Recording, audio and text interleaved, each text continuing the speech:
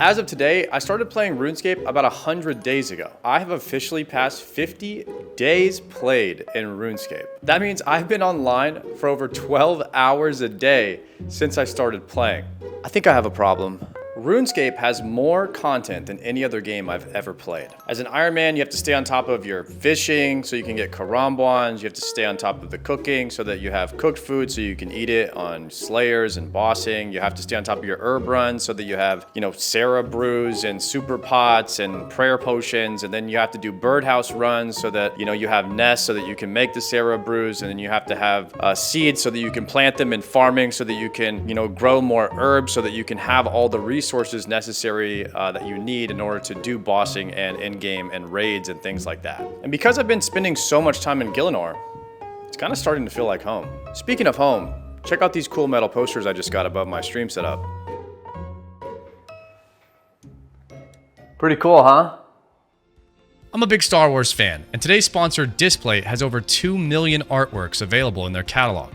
You can discover new art or choose from officially licensed designs like Star Wars, Marvel, Elden Ring, Call of Duty, Warhammer, The Witcher, Netflix, and many other iconic brands and franchises. They're incredibly easy to install, and my favorite thing about them is how easy they are to line up and move around. You can fill your entire room with displays without putting a single hole in your walls. You can swap your displays anytime you want. You simply just take off your metal poster and slap another one on the same magnet.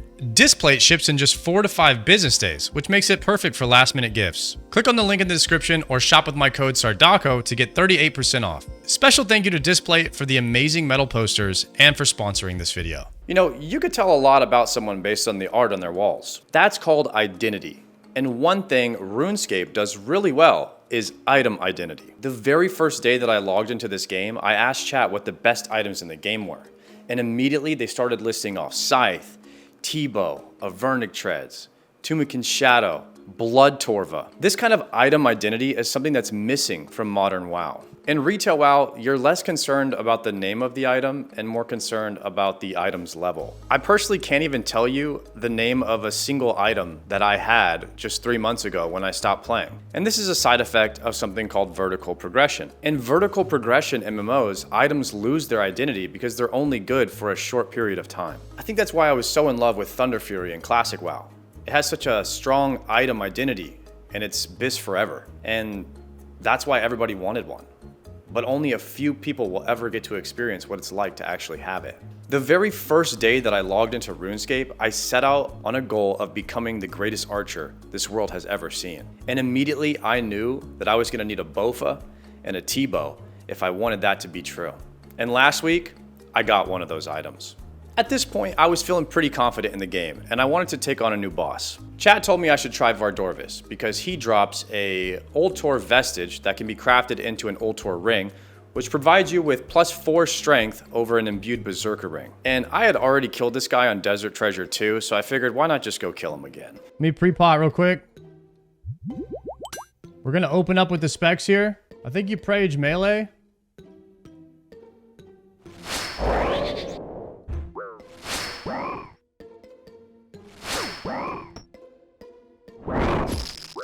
Oh, that's range.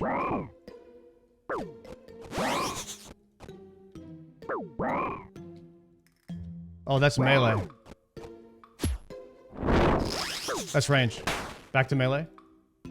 Move. I got hit. Move. I got hit. Okay. I forgot about the range prayer. Yeah, I forgot about the range prayer. That was tough. I gotta move. Didn't move. I'm only hitting 0. Oh, there's a 42. Is it my gear? My gear is just bad. Okay. Let's try one more time. Am I bleeding or something? Am I just dead? Log out. I don't know if that does anything. Don't move when you're bleeding. Okay, where's the bleed effect? Am I good now? Okay, here's a ghost. Here we go.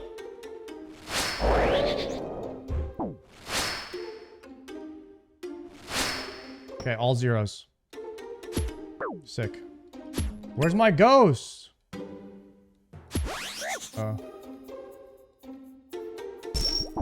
Oh, panicked right there.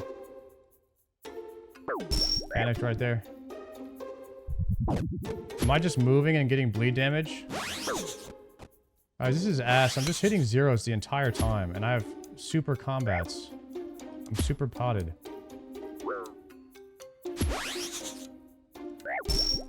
I don't know what you do when it spawns on you like that.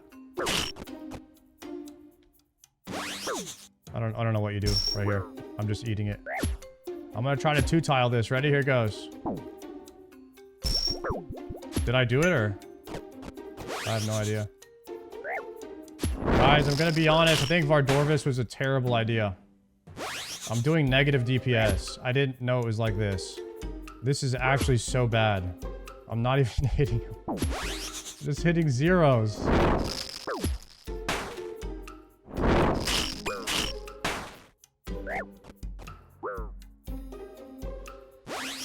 All right. All right. Okay, this might have been a mistake. I mean, of course I could have killed him. I mean, it's just that if I would have killed him now, and then I would have gotten the ring, and then that would have made me too powerful. And then everyone says that this game, like MMOs, are about the journey. And I don't want to ruin my journey by immediately getting the strongest ring in the entire game. I mean, that would completely trivialize my whole experience here in RuneScape. And that's ultimately why I decided to just stop trying this boss and save him for later when I've actually earned it, you know? And that just makes sense to me. AFK safe spotting turtles. Now this is more my speed. These guys have a 1 in 320 chance of dropping a Warp Scepter. A Warp Scepter is a powered staff which allows you to cast Thralls when you're on the Arceus spellbook, and it allows you to attack with a magical attack at the same time. Character at the top, use a Glory instead of a Fury. I got it! We love that, boys! And what do you know? Now that I have Bofa and a Warp Scepter, it's time to turn up the heat in TOA a little bit. Let's try a 300. 1, 2, 3. We move here. Blow those up. Kill this. Swap back to range. Kill him. Mage Prayer. Kill him. Kill him. Kill him. Move this way. We need to blow these guys up.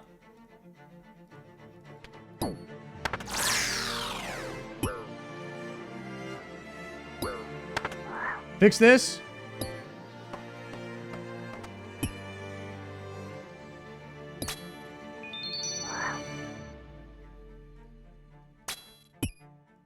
Melee?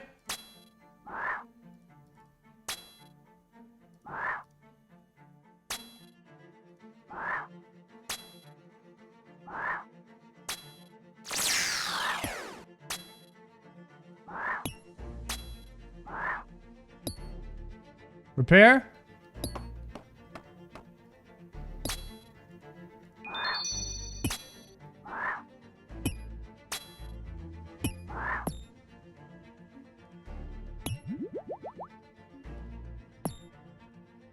Kill that. Swap here. 2 hits. Swap here. Kill that. Douse. Kill that. Good. Swap melee. Mage. Blow these up. Swap here. Kill this. Move here. Kill that. Wait here. Move there. Repair. Yes!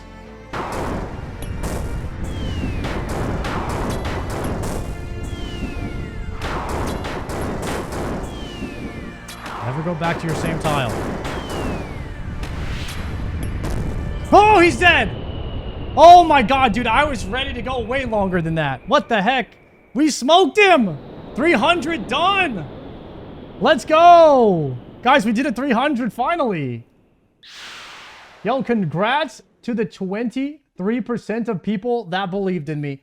You guys deserve this prediction. Thank you, believers. We did it. And of course, we're going to get a purple for that, right? World first 300. Damn. Absolutely not. Spirit Seed? Magic. That's what we get. We get farming XP for that. TOA is such a cool concept for a raid. You can customize the difficulty by adding invocations, and you can make it easier or harder based on your gear level, your skill, or just how hard you feel like trying in the raid that day. And in turn, when you up the difficulty, it ups the chances of you getting rare loot. It's also considered something that we call in WoW a flex raid, meaning it'll scale to the number of people that you take to the raid. You can take up to 1 to 8 people, and the boss's health will adjust based on how many people are in the raid that day. I think that's why I like RuneScape so much. You can do the content solo or with a group, and you can't really do that in WoW, because WoW has a Trinity system, and you need a tank, a healer, and a DPS to pretty much do anything in the game. Now that I have a 300 done, chat told me if I was able to do a 350, I could get a Masori backpack transmog kit for my Ava's Assembler. And I do kind of like transmog. We have a 350 invo. We're actually gonna try a 350 invo with no insanity, and then we're gonna see how hard that is, and then we'll put on insanity afterwards and drop it back down. I know it's kind of crazy, but we're on that craziness. What invo am I missing? I felt like we figured this out. With upset stomach on. Man, I thought I figured this out yesterday. We did overly draining and upset stomach, and I thought that put us at 350. Boulder dash makes Baba just a bit longer. I've never done boulder dash before, though. So we can turn off 5 points. We can turn off jungle japes. Oh my goodness. That's massive. 350 no insanity is troll. I want to try it, though. We're going to try it one time, because I want to learn all these mechanics anyway, and then we'll turn off like ancient haste, and then we'll turn off, or overly draining, we'll turn those off, and then we'll turn on insanity.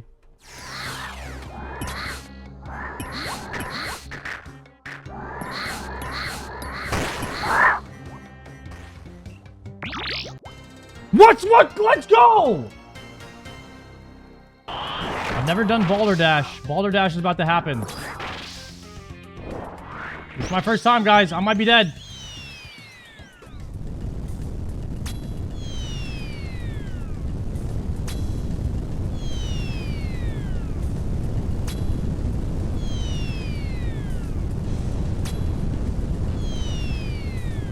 Can I run through? No! No!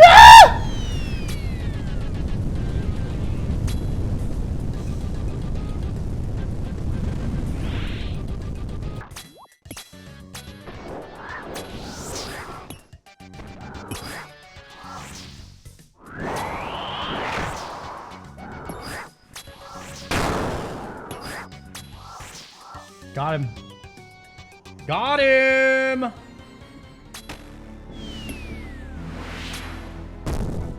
Final phase.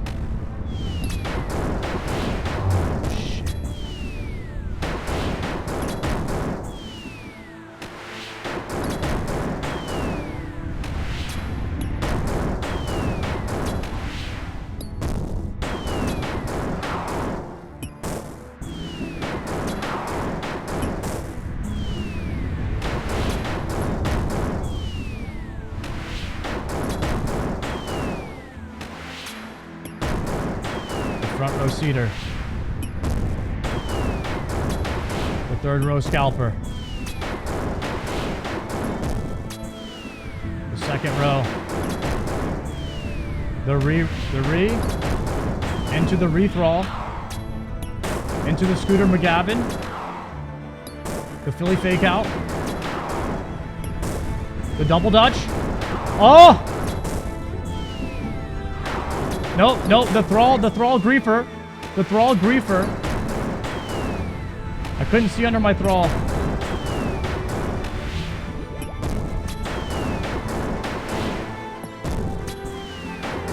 Second row to first row.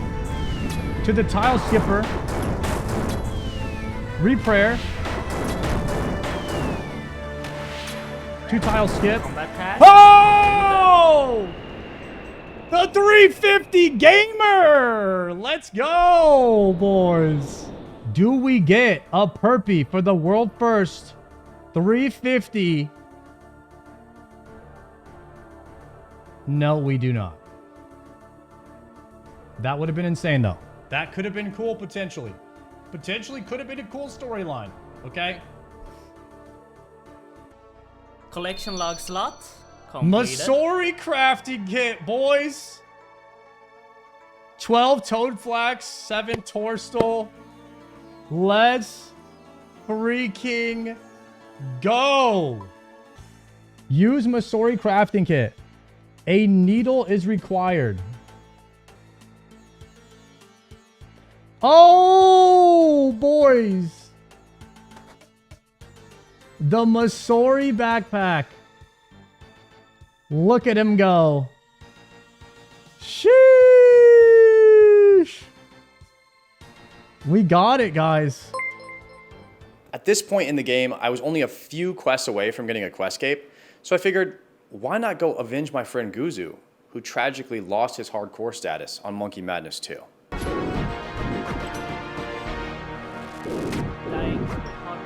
I died. It is what it is. I thought I could do it. We lost it, boys. Time to avenge my friend. Dying on my hardcore Iron Man. Completed. That went well.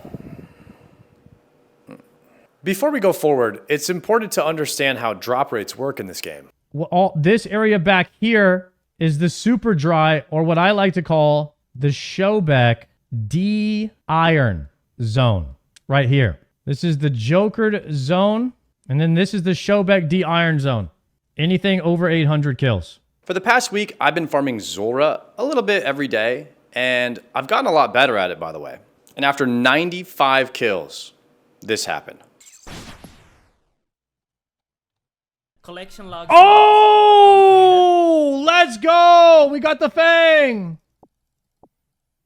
Boys, we got the Fang. That's definitely considered a Jokered spoon. After I got the Fang, I looked it up and I needed to get 78 fletching in order to craft the Fang into the blowpipe. The blowpipe is a fast attacking range weapon with a special that heals you, and it sees a lot of use in in-game RuneScape. After 6 hours of veil totems and fletching broad arrows underneath the water and grabbing spores so that I could plant seaweed, I had finally gotten my blowpipe. Eat dragon fruit pie.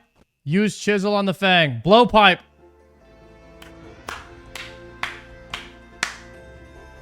Let's go. After 100 days of playing RuneScape, I can certainly say that I'm loving this game. The amount of content this game has and the level of difficulty that it scales to far surpasses anything I could have ever imagined prior to playing it. I really wish myself and less people would not judge RuneScape by its cover and give it a chance that it properly deserves. It's such a good game, and it can easily be a 10 out of 10 game for you if you play it the way that you enjoy it, and don't let others dictate how you enjoy playing the game. I personally love the gameplay loop of setting myself a goal and going after it. And speaking of goals, I'm still going after that quiver, but since I have Blowpipe and Bofa, I think it might be time for an Inferno. Let's go pay Zuck a visit.